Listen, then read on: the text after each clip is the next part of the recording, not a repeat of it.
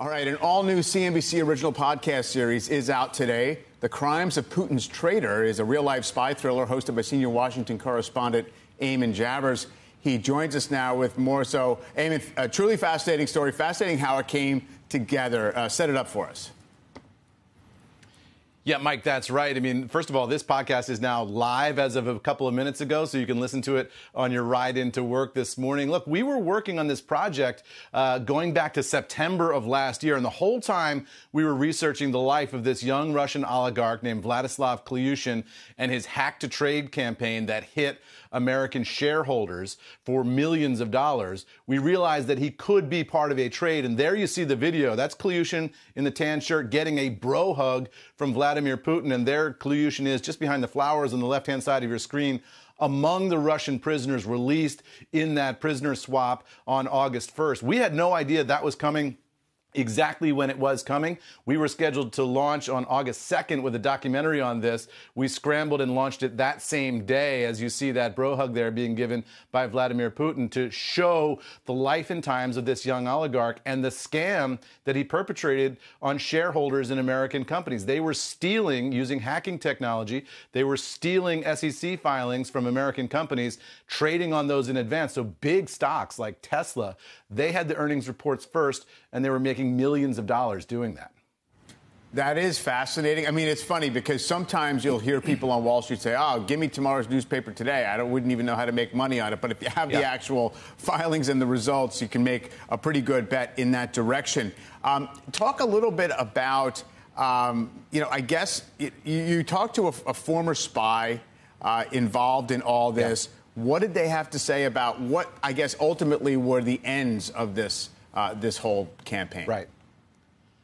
Yeah, the question is, how much are these criminal gangs in Moscow linked to the Putin government, right? I mean, they're kind of operating these cyber scams in Moscow. They were hitting American companies, making tens of millions of dollars. What's the connection to the Russian government? Well, we talked to a former member of the FSB, which is the successor to the KGB. This is a Russian spy who defected to the United States, lives here now under an assumed name. We went to a location inside the United States which we can't disclose to interview this person and get his take on it from the Russian perspective. And what he told us was fascinating. He said, look, the Putin regime authorizes these criminal gangs to go out and disrupt Western financial markets in order to make sure that people who are close to Putin in the intelligence services profit personally, that they get rich themselves, and also that they disrupt Western financial markets. So what he's saying is that there's sort of an organized disorganization around these criminal gangs where Putin kind of directs them what to do and generally tolerates it,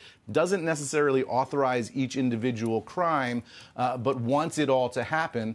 And that's part of the reason why Putin would want to trade for him back once Vladislav Klyushin found himself in an American prison. And now that Klyushin is back there, I mean, do we assume that, the game goes on, or what do we think he's going to continue to be up to? Yeah, look, I mean, I asked the FBI that. I mean, one of the guy who worked for Klyushin, who was his right-hand man, was a guy named Ivan Ermakov. Ermakov is a veteran hacker from the GRU, the Russian military intelligence service. There you see Klyushin. Ermakov is a government hacker. There's Ermakov in the jacket there. There's Klyushin and Ermakov with their wife and girlfriend. And this is a person who is extraordinarily well connected to Russian intelligence. If Klyushin is welcome back, as you seem to get the sense that he was with that bro hug from Putin, there's the possibility that he could just go on engaging in insider trading in Western financial markets for years without being stopped, because he's not in an extradition country. The Russians won't let him go. So he could continue to do this if he can find a financial institution somewhere in the world that he can execute his trades with. He could probably continue to do this for some unlimited period of time. And the FBI and the Department of Justice are going to have to figure out a way to put a stop to it, as they did initially with this case, arresting him. And the story of how that came to be is in the podcast. But then, of course, he's subject to this trade, and he's a pawn in a much bigger geopolitical game.